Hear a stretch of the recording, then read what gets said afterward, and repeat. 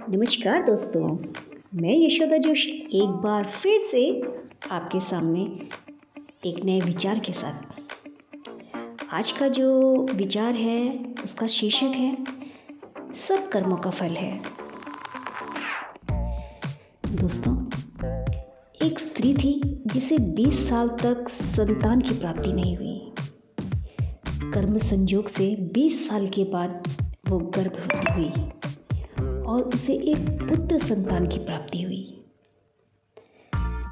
किंतु भाग्य विधाता को कुछ और ही मंजूर।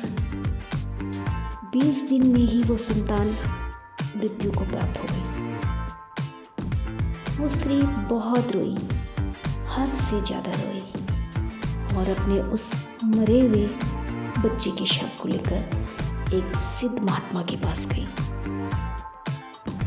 महात्मा से रो रो कर कहने लगी, मुझे मेरा बच्चा बस एक बार जीवित कर दीजिए। मात्र एक बार मैं उसके मुख से माँ शब्द सुनना चाहती हूँ। स्त्री ने बहुत जिद की, जिससे महात्मा ने 2 मिनट के लिए उस बच्चे की जो आत्मा है उसको बुलाया। तब उस स्त्री ने उस आत्मा से कहा, तुम मुझे छोड़कर क्यों चले गए? मैं तुमसे सिर्फ और सिर्फ एक बार माँ शब्द सुनना चाहती हूँ। तभी उस आत्मा ने कहा, कौन माँ? कैसी माँ? मैं तो तुमसे कर्मों का हिसाब किताब करने आया था।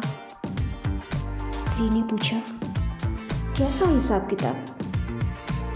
फिर आत्मा ने बताया, पिछले जन्म में तुम मेरी सौतन थी। मेरी आंखों के सामने मेरे पति को लेकर चली गई। बहुत रोई, बहुत रोई। तुमसे अपना पति मांगा पर तुमने मेरी एक ना सुनी। तब मैं भी सेम ऐसे ही रो रही थी जैसे आज तुम रो रही हो। बस मेरा तुम्हारे साथ जो कर्मों का हिसाब था वो मैंने पूरा किया और मैं मर गया। इतना कहकर आत्मा चली गई।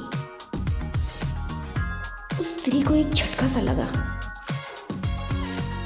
फिर महात्मा जी ने उसको समझाया, देखो मैंने कहा था ना कि ये सब रिश्तेदार, माता पिता, भाई बहन, सब के सब कर्मों के हिसाब से, कर्मों के कारण ही हमसे जुड़े हुए होते हैं। हम सब कर्मों का हिसाब करने के लिए आए हैं और एक दिन सब अपना हिसाब करके चले जाएंगे।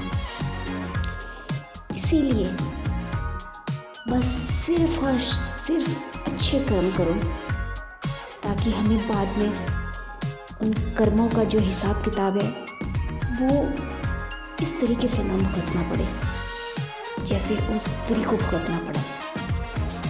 और वो स्त्री समझ गई और अपने घर लौट गई। तो दोस्तों, हमेशा दूसरा क्या कर रहा है वो ना देखें, हमने क्या करना है इस पर ध्यान दें और हमेशा अच्छे कर्म करने चाहिए। अच्छे कर्म करने से ही हमें अच्छे कर्मों का फल प्राप्त होगा। तो फिर ऐसे ही एक और कहानी और विचारों के साथ मैं फिर से हाजिर होती हूँ। तब तक के लिए नमस्कार।